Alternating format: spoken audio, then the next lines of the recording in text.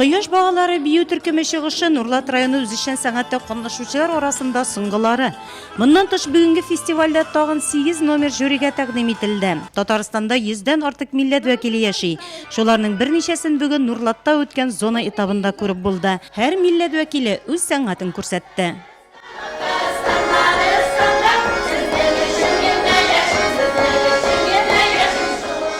Yoqana ayttu, mana bir-birsine. Bustan maqalamaga kirdi. Shundan so'ng mana u nilarning yoshlarni mana shu niga tortdi, mana bizning o'zinchalikli g'urub-odatlarga tortdi, mana uni bildiruv, anglatuv. Alarda mana bizning kelajak buunda mana shuni ko'rib, mana shulay bir-birisi bilan do'stona munosabatda yashasinlar uchun mana shuning uchun da bor tarbiyaviy masalasi bor aning. Аралашуга килгәндә бүген фестивальдә катнашучыларга андый мөмкинлек булды. Залда да бер-берсенең чыгышларын карап, көчле алкышлап утырды алар.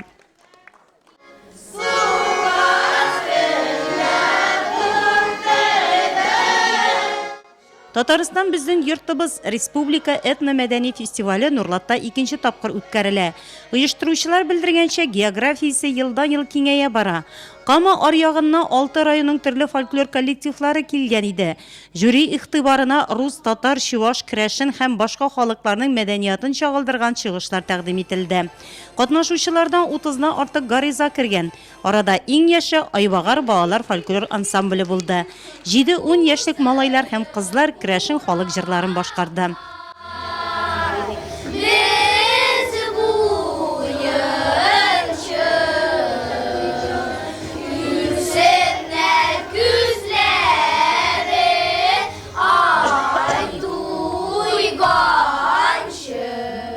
Biz Алексеевский районынан, село Красный Бараннан келдік.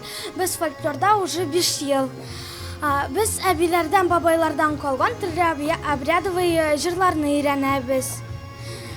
Истә калсын итеп. Берничә көн генә халыклар дуслыгы йортының шушы мәхәббәт тамаша залында зур этно-диктант язылса, бүген исә биредә Татарстан безнең йортыбыз исемле Республика этно-фестивале үтте.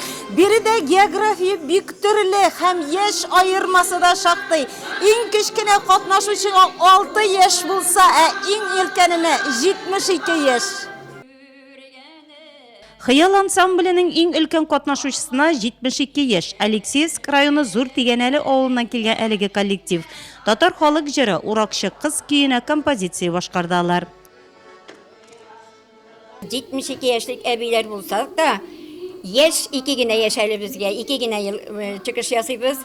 Чыгышларыбызда һәр вакыт менә халык җырлары, җәүһәрләре, менә шундый сценкалар белән чыгыш ясыйбыз.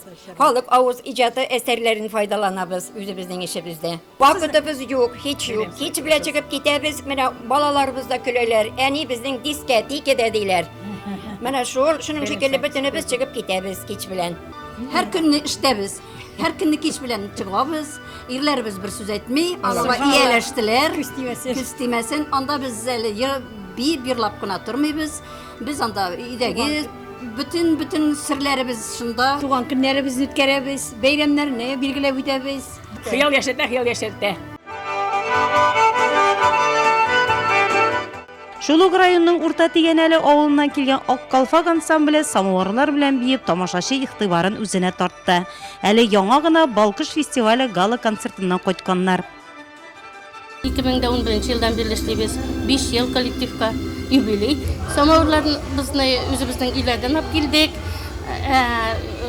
Самовар биюнең төп хуҗасы безнең монда бер иң лидер дип әйтик инде апабыз бар. Инҗапа тәкъдим ясады. Самовар биюе каян барлыкка килде. Без Шапши авылында түгәрәк уен фестивалендә катнашкан идек. Инде шунда балалар анда самовар биюе биедләр дә. Карап әйтәбез, безгә дә шундый нәрсә оештырыла бит өлкәннәргә дә дип инде үзебез менә нинди дип скелетын таптык та, калганнар бербез башлыйбыз, без икенчебез өстибез, өченчебез икенче көн тагын бер нәрсә өсти. Шулай дип өстәләштәләп бергәләшеп без аның сценарийын язабыз. Татарстан безнең йорт фестивален Татарстан Мәдәният министрлыгы, Татарстан халыклары ассамблеясе, Татарстан Республикасы халыклар дуслыгы йорты оештыра. Фестивальдә катнашучылар 5 номинациядә ярышты: вокал, хореография, фольклор, нәфис сүз һәм уен коралларында уйнау. Һәрбер катнашучы фестивальнең дипломы белән бүләкләнде.